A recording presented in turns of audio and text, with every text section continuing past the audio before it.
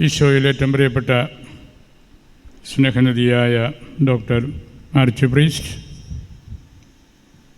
സഹവൈദികരെ, രൂപതയിലെ ഈ വർഷത്തെ പുത്തൻ അച്ഛന്മാരെ, സമർപ്പിതരെ, മാതാപിതാക്കളെ, തീർത്ഥാടകരെ, ഏറ്റവും വാത്സല്യമുള്ള കുഞ്ഞുമക്കളെ, നമ്മളുടെ സഭയിലെ ഏറ്റവും പ്രധാനപ്പെട്ട തിരുനാളുകളിൽ ഒന്നാണ് മൂന്ന് നോമ്പ്. മൂന്ന് നോമ്പ് ഏറ്റവും ഭംഗിയായിട്ട് ആചരിക്കുന്ന കേന്ദ്രങ്ങളിൽ ഒന്നാം സ്ഥാനത്ത് നിൽക്കുന്നത് കുറവലങ്ങാട് മർത്തുമറിയം ആർക്കി എപ്പിസ്കോപ്പൽ ദേവാലയം തന്നെയാണ്.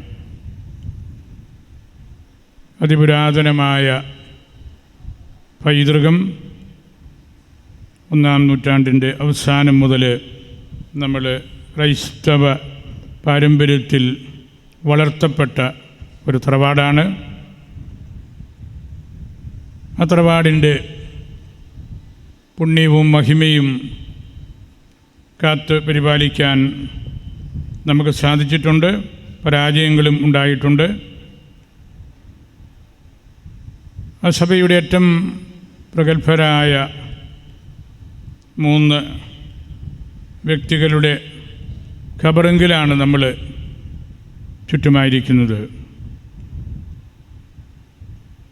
അൾത്താരയിൽ ഉള്ള പള്ളി വീട്ടിൽ പറമ്പിൽ ചണ്ടി മെത്രാൻ്റെ ഖബറും, വചനവേദിയിലുള്ള പനങ്കുഴിക്കൽ വല്യച്ഛൻ്റെയും നിധിയിരിക്കൽ മാണിക്യത്തനാരുടെയും. അവരെ നമ്മൾ ഈ അൾത്താരയിലും അതിൻ്റെ തുടർച്ചയായ ഈ വചനവേദിയിലും സൂക്ഷിക്കുന്നത് അവർ നമ്മളുടെ സഭയോട്, നമ്മളുടെ ദേശത്തോട്, ഈ ഇടവകയോട് ഒക്കെ ആരായിരുന്നു എന്ന് ഓർമ്മപ്പെടുത്താൻ കൂടെ വേണ്ടിയാണ്. കുറവലങ്ങാട് പൈതൃകങ്ങൾക്ക് ഒട്ടും കുറവില്ല. പരിശുദ്ധ ശ്ലീഹായുടെ തിരുശേഷിപ്പ് ഇവിടെയുണ്ട്. പുത്തനായിട്ട് നമ്മൾ പണിത കൽമണ്ഡപങ്ങൾ, അത്ഭുത ഉറവ, മ്യൂസിയം, ഒറ്റക്കൽ കുരിശ്, എമ്മേദാലാഹ പേറുന്ന പള്ളിമണി, ഇങ്ങനെ പെട്ടെന്ന് പറഞ്ഞു തീർക്കാൻ പറ്റാത്ത വിധത്തിൽ ചരിത്രം പേറുന്ന ഇടവകയാണ് നമ്മളുടേത്. നമുക്കതിൽ അഭിമാനമുണ്ട്. ഈ ചരിത്രം നിരന്തരമായിട്ട് നമ്മൾ പഠിക്കണം. History helps us to understand the past, present and future. നമ്മളേതെങ്കിലും കണക്ക് കൂട്ടി കുറേ കാര്യങ്ങൾ പഠിക്കുകയല്ല. ഈ സഭയുടെ ചരിത്രം പഠിക്കുമ്പോൾ ആദ്യ നൂറ്റാണ്ട് മുതൽ ഈ സഭ എന്തായിരുന്നുവെന്നും എങ്ങനെ പ്രവർത്തിച്ചു എന്നും ഉള്ളതിൻ്റെ പഠനമാണ്. ഇന്ന് ഈ ദേവാലയം മേജർ ആർക്കി പദവിയിലാണ്. നമ്മളുടെ സഭ ആദ്യമായിട്ട് ഈ പദവി നൽകിയത് ഈ ദേവാലയത്തിലാണ്. ഇവിടുത്തെ വികാരിക്കാണ് ആർച്ച് പ്രീസ്റ്റ് എന്നുള്ള പദവിയും ആദ്യമായിട്ട് നൽകിയത്. വളരെയേറെ പ്രാദേശികത്വം കൂടെ ഉള്ള സ്ഥലമാണിത്. അർക്കദിയാക്കന്മാരുടെ സ്ഥലവും അവരുടെ ഖബറുകളും എല്ലാം പകലോമറ്റത്താണ്, കുറവലങ്ങാടാണ്. തോമാശ്ലീഹ സ്ഥാപിച്ച 7 പള്ളികളിലൊന്നായ പാലയൂരിൽ നിന്ന് മാമോദീസ സ്വീകരിച്ച കാളികാവ്, ശങ്കരപുരി, പകലോമറ്റം എന്നീ 4 കുടുംബക്കാർ ആദ്യ നാളിൽ തന്നെ വന്ന് പാർത്തതും, പിന്നീട് കടപ്പൂർ കേന്ദ്രമാക്കിയുള്ള കടപ്പൂർ 5 വീടന്മാരും കുറവലങ്ങാടിൻ്റെ രക്തത്തിലുള്ള കാര്യമാണ്. ഇന്ന് നമ്മൾ 3 നോമ്പിൽ ഈ ദേവാലയത്തിൽ 3 ദിവസങ്ങൾ ആയിരിക്കുന്നു. യോന പ്രവാചകൻ്റെ മനസ്സാന്തരത്തിൻ്റെ ഓർമ്മ, അദ്ദേഹം വഴി വന്ന നിനിവേക്കാരുടെ മനസ്സാന്തരത്തിൻ്റെ ഓർമ്മ, ഒപ്പം പരിശുദ്ധ കന്യാമറിയത്തിൻ്റെ ശുദ്ധീകരണത്തെക്കുറിച്ചുള്ള ഓർമ്മ എല്ലാം നമ്മൾ ഇന്ന് ഇവിടെ ഒരുമിച്ച് ഓർത്തെടുക്കുകയാണ്. 3 നോമ്പിൻ്റെ 2-ാം ദിവസമായ ഇന്ന് ആണല്ലോ പ്രസിദ്ധമായ കപ്പൽ പ്രദക്ഷിണം. അത് നമ്മെ എല്ലാവരെയും ബലപ്പെടുത്തുകയും നമുക്ക് പുതിയ ഉൾക്കാഴ്ചകൾ നൽകുകയും ചെയ്യുന്നുണ്ട്. ഈ തിരുനാളിനെ മക്കാരണത്താൽ ബാവൂസ ദ് നിനുവായെ എന്നാണല്ലോ പറയപ്പെടുന്നത്. ബാവൂസ യാചനകളാണ്, പ്രാർത്ഥനകളാണ്, നിനിവേക്കാരുടെ പ്രാർത്ഥന. അത് ഏറ്റവും പൂർണ്ണമായ അർത്ഥത്തിലും അന്തരമായ വേദപുസ്തക അടിത്തറയിലുമെല്ലാം ഒപ്പിയെടുത്ത ഒരു സ്ഥലമാണ് ഇത്. യൗനാൻ അല്ലെങ്കിൽ യോന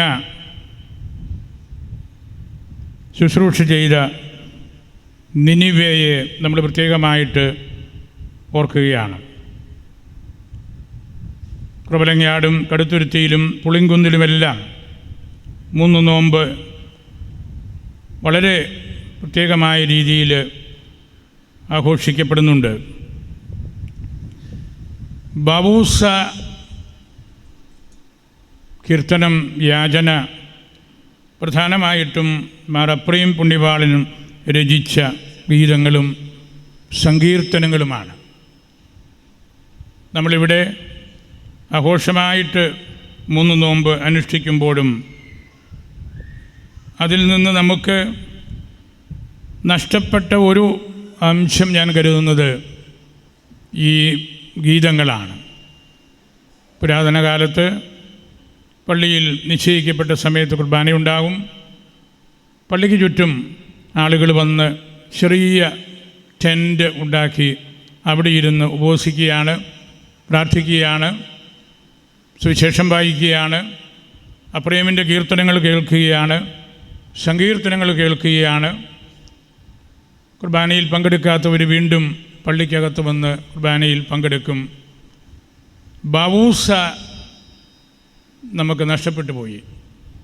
നമ്മൾ തിരിച്ചെടുക്കേണ്ട ഒരു കാര്യം തന്നെയാണത്. കുറവിലങ്ങാട് അത് തിരിച്ചെടുത്തില്ലെങ്കിൽ മറ്റാരും അത് തിരിച്ചെടുക്കാൻ പോകുന്നില്ല. അതുകൊണ്ട് ഒരുപക്ഷേ വരും കാലങ്ങളിലൊക്കെ നമുക്ക് 3 നോമ്പ് അതിൻ്റെ ശുദ്ധമായ അർത്ഥത്തിൽ 3 ദിവസവും സുറിയാനി പാട്ടുകളും മലയാള ഗീതങ്ങളും സമയോചിതമായ രീതിയിൽ പരിശുദ്ധ കുർബാനയും അർപ്പിച്ചുകൊണ്ട് നമ്മളത് പൂർണ്ണ അർത്ഥത്തിൽ എടുക്കുമ്പോഴാണ് ബാവൂസാദ് ദിനുവായെ എന്നുള്ള ആ ഒരു ചരിത്ര സംഭവവും ആ നോമ്പിൻ്റെ ഉള്ളിൽ കിടക്കുന്ന അർത്ഥവും നമുക്ക് പൂർണ്ണമായിട്ട് കണ്ടെത്താൻ കഴിയുകയുള്ളൂ. അത് നിസ്സാരമായ ഒരു കാര്യമല്ല. സങ്കീർത്തനങ്ങൾ മുഴുവനും ഈ 3 ദിവസം കൊണ്ട് പാടിത്തീർക്കുമായിരുന്നു. അപ്രേമിൻ്റെ ഗീതങ്ങളും വിപുലമായ ഖണ്ഡികകളാണ്. അതെല്ലാം സുറിയാനിയിലും മലയാളത്തിലും ആയിട്ട് നമ്മൾ പാടുമ്പോൾ വിശ്വാസികൾക്ക് അത് വലിയ ആവേശമാകും. അത്തരത്തിലുള്ള പ്രാർത്ഥനകളുടെ ഒരു സമുദ്ധാരണം നമ്മളുടെ സഭയിൽ അടിസ്ഥാനപരമായ ആത്മീയതയിലേക്ക് എത്താനും ഒരു പുനർവിചാരം നമ്മളുടെ ദയറാകൾക്കും മോണസ്ട്രികൾക്കുമൊക്കെ ലഭിക്കാനും ഇടയാകും. ഇവിടം 3 ദിവസവും സാധാരണ ഞാൻ മനസ്സിലാക്കിയിട്ടുള്ളത് രാവിലെ 7 മുതൽ വൈകിട്ട് ഒരു 4-5 മണി വരെയാണ്. ആ മണിക്കൂറുകളിൽ നമുക്ക് ഇത്തരത്തിൽ സഭയുടെ ആധ്യാത്മിക വേരുകളോട് ചേർന്ന് നിന്ന് അനുഷ്ഠിക്കുമ്പോഴാണ് അതിന് കൂടുതൽ ഓർഗാനിക്കായിട്ടുള്ള വളർച്ച എത്തുന്നത്. വളരെ വലിയൊരു ശ്ലൈഹിക സഭയാണ് നമ്മളുടേത്. ഒരു ശ്ലൈഹിക സഭയെ ഒരു നാടിൻ്റെ കോണിൽ ഒതുക്കി പമ്പായ്ക്കും ഭാരതപ്പുഴയ്ക്കുമിടയിൽ ചവിട്ടി ഒതുക്കപ്പെട്ട് കഴിഞ്ഞിരുന്ന സമൂഹമായിരുന്നു നമ്മൾ 1599 ശേഷം. പിന്നീട് വലിയ പരിശ്രമങ്ങൾ നമ്മൾ നടത്തി. ഇന്ത്യക്കകത്തും ഇന്ത്യക്ക് പുറത്തും ഇന്ന് ചിക്കാഗോ മുതൽ സിഡ്നി വരെ നമുക്ക് നമ്മളുടെ സഭയുടെ ക്രമീകരണങ്ങളുണ്ട്, നമ്മുടെ ആളുകളുണ്ട്. അതിൻ്റെ എല്ലാം പിന്നിൽ ഈ സഭ കാത്തു സൂക്ഷിച്ച അടിസ്ഥാനപരമായ നോമ്പ്, പ്രാർത്ഥന, ഉപവാസം, ഈ പള്ളി നൽകിയ നേതൃത്വം എല്ലാം വളരെ പ്രധാനപ്പെട്ടതാണ്. ഇന്ന് നമ്മൾ ഏതെങ്കിലും 1-2 വ്യക്തികളെ മാത്രം എടുത്തു പറഞ്ഞ് അവർ വഴി സംഭവിച്ച വലിയ കാര്യമാണെന്നൊക്കെ നമ്മൾ പറയുമ്പോൾ അതെല്ലാം ചരിത്രത്തോട് നമ്മൾ പൂർണ്ണമായ നീതി പുലർത്തി സംസാരിക്കുന്നതല്ല. ഈ ആധുനിക കാലം കണ്ട ഏറ്റവും വലിയ ചരിത്രകാരനും സഭാസ്നേഹിയും പ്ലാസിഡച്ചനായിരുന്നു. പ്ലാസിഡ് പൊടിപാറ. പ്ലാസിഡച്ചന് ഒരു ഒറ്റപ്പെട്ട പ്രതിഭാസമായിരുന്നില്ല. കരിയാറ്റി മെൽപ്പാൻ്റെയും പറയമാക്കൽ ഗോവർണദോറിൻ്റെയും അദ്ദേഹത്തിൻ്റെ സഹോദരനായ പാണ്ഡി മെൽപ്പാൻ്റെയും തച്ചിൽ മാത്തൂത്തരകൻ്റെയും കുടക്കച്ചറ അന്തോണിക്കത്തനാരുടെയും നിധീരിക്കൽ മാണിക്യത്തനാരുടെയും പിന്തുടർച്ച, സ്വരം, ശൈലി, ചൈതന്യം, സംഭാഷണം, പ്രാർത്ഥന, ഉപവാസം, ദേശീയബോധം എല്ലാം സ്വന്തമാക്കിയ വ്യക്തിയാണ്. ഒരു സുപ്രഭാതത്തിൽ ഒരു പ്ലാസിഡച്ചൻ പിറക്കുകയായിരുന്നില്ല. നൂറ്റാണ്ടുകളിലൂടെ ഈ സഭയെ വളർത്തിയ പുണ്യപുരുഷന്മാരെ പഠിച്ചും മനസ്സിലാക്കിയും സുറിയാനി ഭാഷയുടെ മികവ് എന്താണെന്ന് ഉള്ളിൽ അനുഭവിച്ചറിഞ്ഞും ഒക്കെ ഈ സഭയെ വളർത്തിയ വ്യക്തിയാണത്. ഈ നാട്ടിൽ പിറന്ന ശ്ലൈഹിക സഭ അതിൻ്റെ സമഗ്രതയിൽ വളരണമെന്ന് ഇവർക്കെല്ലാം നിർബന്ധമുണ്ടായിരുന്നു. ഇതൊരു അപ്പസ്തോലിക സഭയാണ്. അത്യപൂർവമായ ചരിത്രമുള്ള സഭയാണ്. അത് ഈ രാജ്യത്തിൻ്റെ മണ്ണിൽ വളരണം എന്ന് പ്ലാസിഡച്ചനെ പോലെയുള്ളവർ ശക്തമായിട്ട് പഠിപ്പിച്ചു. അതിൻ്റെ എല്ലാം ഫലമായിട്ടാണ് നമുക്ക് നമ്മുടെ ആരാധനക്രമങ്ങളും അതുപോലുള്ള കാര്യങ്ങളുമൊക്കെ കുറേയെങ്കിലും പുനരുദ്ധരിക്കാനും അത് നമുക്ക് മെച്ചപ്പെട്ട രീതിയിൽ ഉപയോഗിക്കാനുമൊക്കെ സാധിക്കുന്നത്. ഇത്തരം ആത്മീയ പൈതൃകങ്ങൾ നമ്മൾ സ്വന്തമാക്കുന്നത് വഞ്ചന കൊണ്ടോ ചൂഷണം കൊണ്ടോ ഒന്നുമല്ല. നമ്മൾ സഭയോട് ചേർന്ന് സഭയുടെ മനസ്സ് എന്താണെന്ന് മനസ്സിലാക്കിക്കൊണ്ടാണ്. അങ്ങനെ പ്രവർത്തിക്കുമ്പോൾ ചിലർക്കെല്ലാം പ്രയാസങ്ങളും പ്രതിസന്ധികളുമൊക്കെ ഉണ്ടായേക്കാം. നമ്മൾ 3 നോമ്പിനെക്കുറിച്ച്, നമ്മുടെ സഭയെക്കുറിച്ച്, നമ്മുടെ ആരാധനാക്രമത്തെക്കുറിച്ച്, യോനാ പ്രവാചകനെക്കുറിച്ചൊക്കെ സംസാരിക്കണം.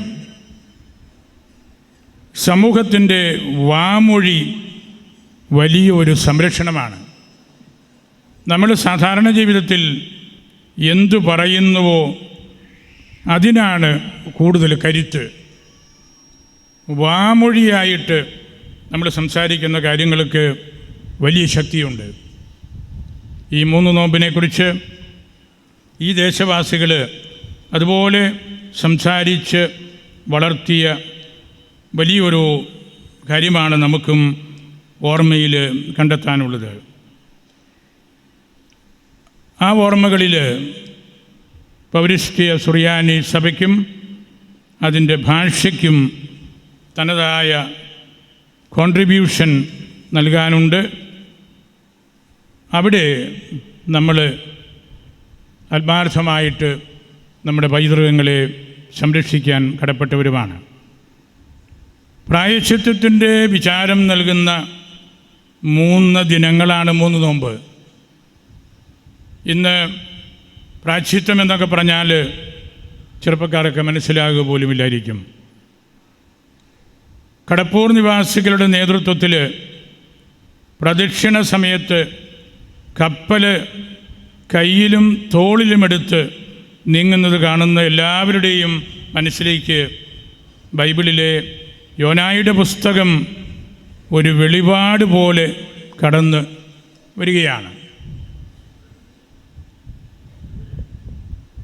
യോനായുടെ പ്രസംഗം കേട്ട് നിനിവേക്കാർ ചാക്കുടുത്ത് ചാരം പൂശി അനുതപിച്ചു. സുവിശേഷം കേട്ട് അനുതപിക്കാത്തവരെ നിനിവേ നിവാസികൾ വിധി ദിവസം കുറ്റം വിധിക്കുമെന്ന് ഈശോ ഓർമ്മിപ്പിക്കുന്നുണ്ടല്ലോ. മത്തായിയുടെ സുവിശേഷം 12:41. കർത്താവ് പ്രവർത്തിച്ച അത്ഭുതങ്ങളുടെ അർത്ഥം മനസ്സിലാക്കാത്തവരോട് ഇനി യോനായുടെ അടയാളം മാത്രമാണ് അവർക്കായി അവശേഷിക്കുന്നത് എന്ന് ഈശോ ഓർമ്മപ്പെടുത്തിയല്ലോ. ലൂക്ക 11:29. 3 ദിനരാത്രങ്ങൾ മത്സ്യത്തിൻ്റെ ഉള്ളിൽ യോന കഴിഞ്ഞതുപോലെ മനുഷ്യപുത്രൻ 3 ദിവസങ്ങൾ കല്ലറയിൽ കഴിയും. 3-ാം ദിവസം ഈശോ കല്ലറയിൽ നിന്ന് ഉയർത്തു. മരണത്തെ അവൻ തൻ്റെ ശരീരത്തിൽ സ്വീകരിച്ച് എന്നേക്കുമായി അതിനെ കീഴടക്കി. നമ്മുടെ കടച്ചീട്ട് വാങ്ങി അവൻ കീറി ദൂരെ കളഞ്ഞു. അതാണ് ഈശോ ഓർമ്മിപ്പിച്ച അടയാളം. സഭ മിശിഹായുടെ ഭൗതിക ശരീരമാണ്, മിശിഹായുടെ തുടർച്ചയാണ്, മിശിഹായുടെ കൃപകളാണ് ഉദാശകളായിട്ട് സഭയിൽ നമ്മൾ കാണുന്നത്. സഭ മനുഷ്യഭാവനയിൽ വിരിഞ്ഞ ഒരു സങ്കല്പമല്ല, അത്തരം ഒരു സ്ഥാപനവുമല്ല, മനുഷ്യബുദ്ധിയുടെ നിർമ്മിതിയുമല്ല. ദൈവപരിപാലനയ്ക്ക് വിധേയപ്പെട്ട് ദൈവത്തിൽ നിന്ന് വന്ന സത്യമാണ്. എന്നാൽ സഭ കേവലം മനുഷ്യനിർമ്മിതമാണെന്നും ഏതാനും ചിലരുടെ ഒത്തുചേരലാണ് അതെന്നുമൊക്കെയുള്ള അർത്ഥത്തിൽ പല നിലപാടുകളും ഈ നാടുകളിൽ നമ്മൾ കാണുന്നുണ്ട്. Church is not a club, church is not a consortium, church is not a group of critics, church is not a group of social workers. Church is a communion gathered around a creed which has its root in the Eucharist. സഭയുടെ വിശ്വാസപ്രമാണവും പരിശുദ്ധ കുർബാനയും അതിനു ചുറ്റും ഒന്നിച്ചു ചേരുന്നവരാണ് സഭയായിട്ട് പ്രവർത്തിക്കുന്നത്. അതിന് വിരുദ്ധമായിട്ട് പ്രവർത്തിക്കുന്നതെല്ലാം തെറ്റാണ്, പാഷണ്ഡതകളാണ്. സഭ ഒരു കാലത്തും അംഗീകരിക്കാത്ത കാര്യങ്ങളാണ്.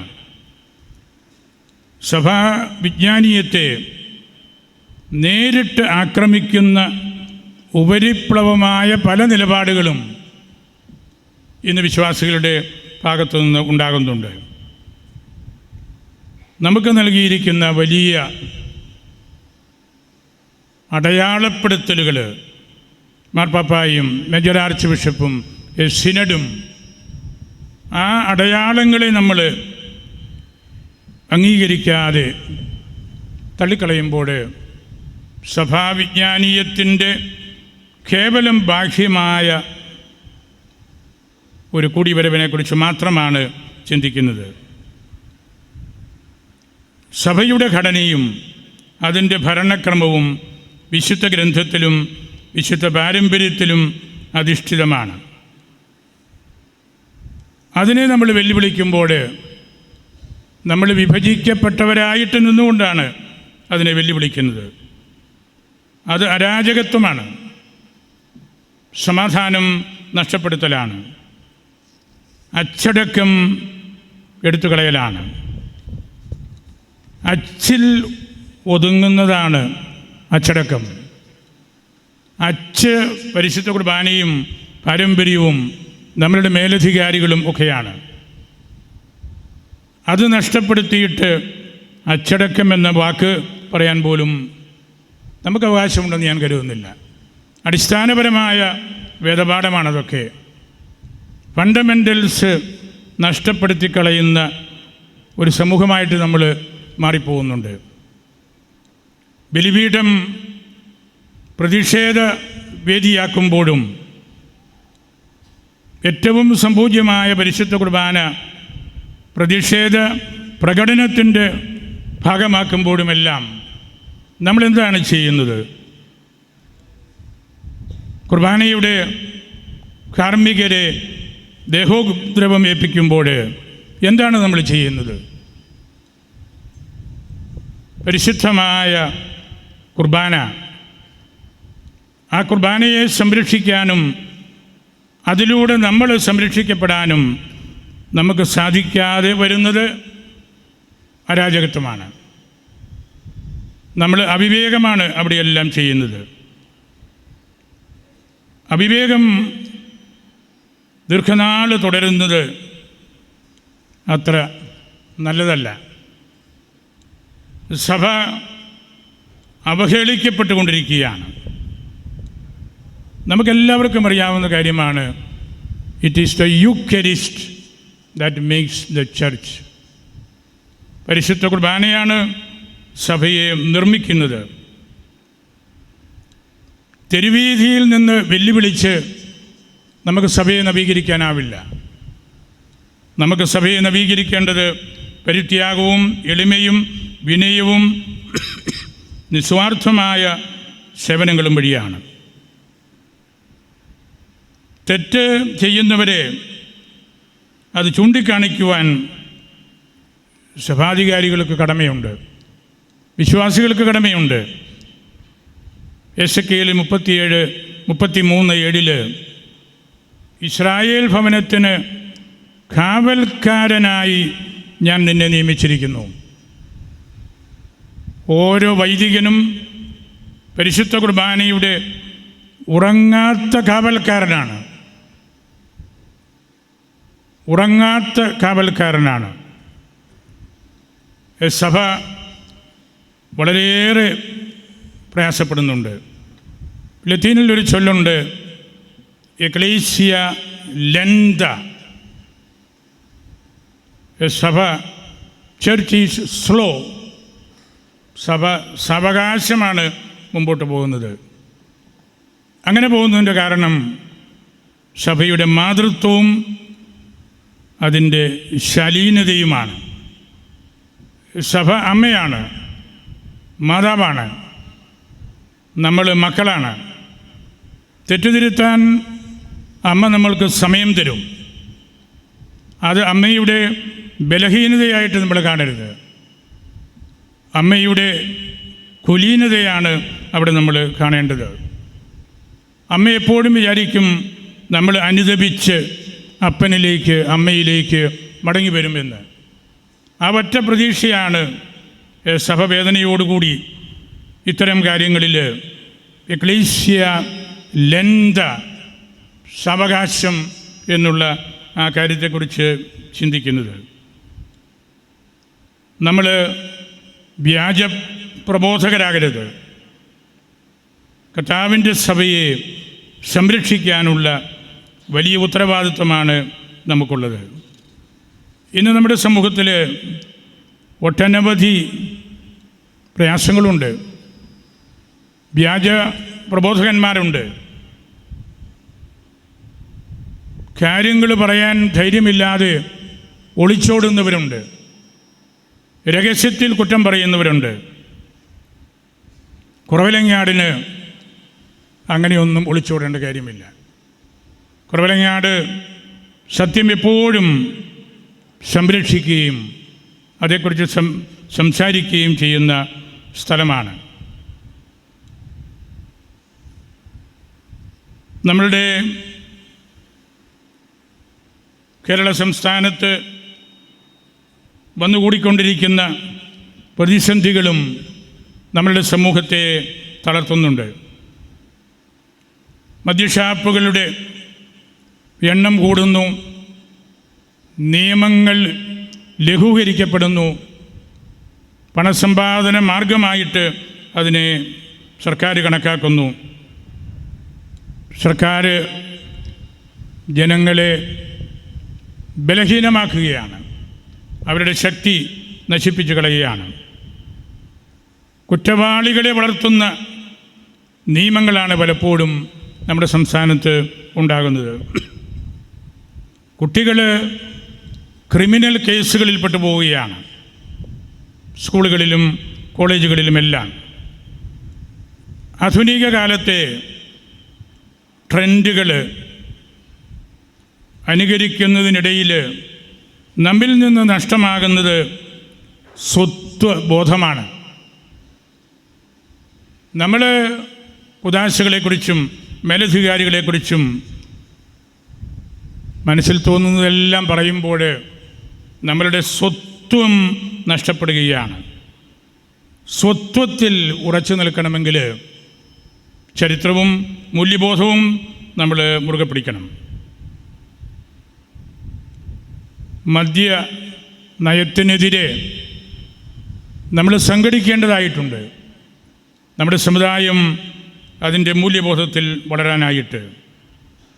പരിശുദ്ധ പിതാവ് ഫ്രാൻസിസ് പിതാവ് പറഞ്ഞല്ലോ, മദ്യം വഴി ലോകത്ത് പിറക്കുന്നത് ക്രിമിനൽസാണ്, കുറ്റവാളികളാണ്, കൊലയാളികളാണ്, മാനസിക രോഗികളാണ്. ക്രിമിനൽസിനെ വളർത്തുന്ന സാമ്പ്രദായിക രീതികൾ നമ്മൾ തൂത്തുമാറ്റേണ്ടതായിട്ടുണ്ട്. ജനങ്ങൾക്ക് വേണ്ടിയുള്ള സർക്കാരായിരിക്കണം. കാർഷിക മേഖല തളർന്ന് വളരെ ബലഹീനമായി, വന്യമൃഗങ്ങളെ പേടിച്ച് നമ്മുടെ ആളുകളൊക്കെ കിഴക്കൻ മലകളിൽ നിന്ന് ഇറങ്ങിപ്പോരുകയാണ്. ദളിത് സഹോദരങ്ങളെ ഷെഡ്യൂൾഡ് കാസ്റ്റിൽപ്പെടുത്താൻ എത്രയോ തവണ നമ്മൾ മുഖ്യമന്ത്രിയെയും കേന്ദ്രമന്ത്രിമാരെയും സമീപിച്ചു. ഒന്നും സംഭവിക്കുന്നില്ല. ഇവിടെയും ആ സഹോദരങ്ങൾ വളരെയേറെയുള്ള ഒരു ദേശമാണ്. അവരുടെ കാര്യത്തിൽ നമ്മളുടെ രൂപത വളരെയധികം ശ്രദ്ധിച്ചിരുന്നു. 40,000 വിശ്വാസികളെ പങ്കെടുപ്പിച്ചാണ് രാമപുരത്ത് നമ്മൾ 2 മാസം മുമ്പ് ദളിത് ക്രൈസ്തവ സമുദ്ധാരണത്തിന് വേണ്ടി ഒന്നിച്ചത്. സർക്കാരിനോട് പലതവണ നമ്മൾ ആവശ്യപ്പെട്ടിട്ടുള്ള കാര്യമാണ്. EWS വന്നപ്പോൾ ഇക്കണോമിക്കലി വീക്കർ സെക്ഷൻ ഏറ്റവും ശാസ്ത്രീയമായിട്ട് പഠിച്ചതും റിപ്പോർട്ട് കൊടുത്തതും നമ്മുടെ രൂപതയാണ്. DCMSൻ്റെ കാര്യം വന്നപ്പോഴും അതുപോലെ തന്നെയാണ് ചെയ്തത്.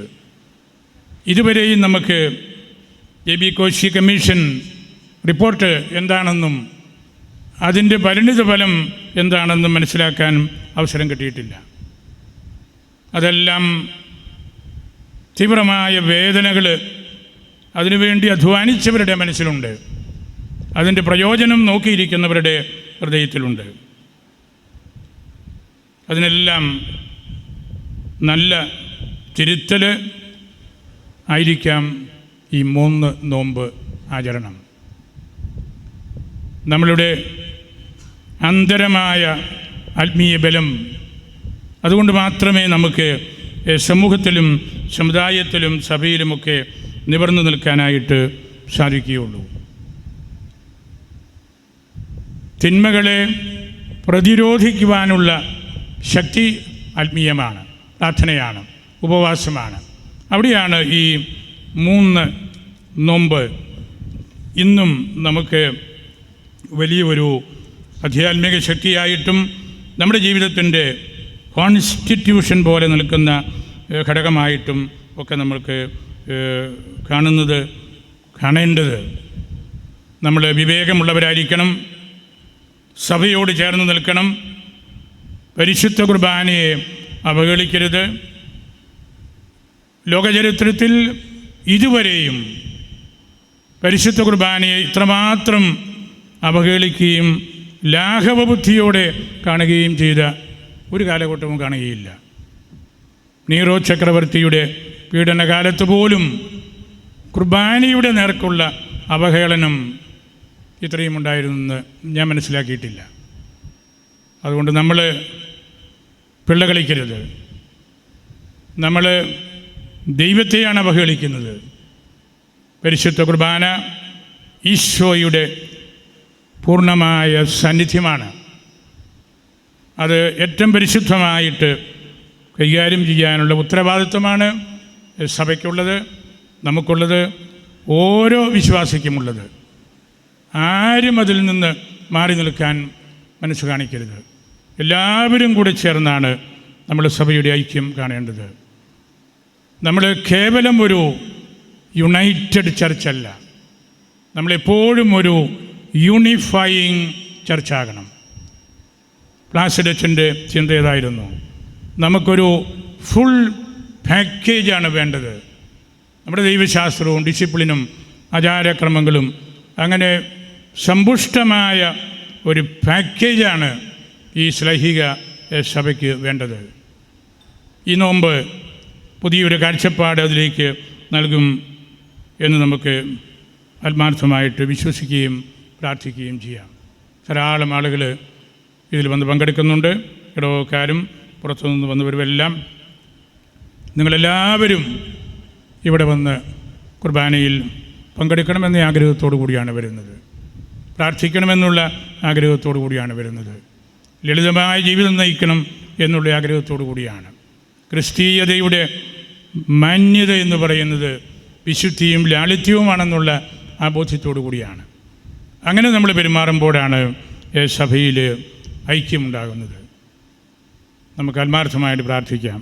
ഈ തിരുനാൾ ഇതുപോലെ ക്രമീകരിച്ച ആർച്ച് പ്രീസ്റ്റിനെ ഞാൻ സന്തോഷത്തോടെ ഓർക്കുന്നു. പല ദിവസങ്ങളായിട്ട് ഈ തിരുനാളിൻ്റെ കാര്യങ്ങളെല്ലാം മാധ്യമങ്ങളിലൂടെ ഞാൻ കാണുന്നുണ്ടായിരുന്നു. നിങ്ങളുടെ ആലോചന, ഇതിനു വേണ്ട കൂടിവരവുകൾ, പള്ളി കൈക്കാരന്മാർ, കമ്മിറ്റിക്കാർ, അതുപോലെ നമ്മളുടെ ഉദ്യോഗസ്ഥ വൃന്ദങ്ങളുമായിട്ടുള്ള ചർച്ചകളെല്ലാം നല്ല ഡിസിപ്ലിൻഡായിട്ട് നമുക്കിത് നടത്താൻ കഴിയുന്നു. ഈ പള്ളി മദർ ചർച്ചാണ്. എമ്മ അനേകം പള്ളികളുടെ അമ്മയാണ്, തറവാടാണ്. ഈ പള്ളിമുറിയും അതുപോലെ തന്നെയാണ്. ആ പാരമ്പര്യങ്ങളെല്ലാം നമ്മുടെ ആർച്ച് പ്രീസ്റ്റ് അതിമനോഹരമായിട്ട് കാത്തു സൂക്ഷിച്ചു.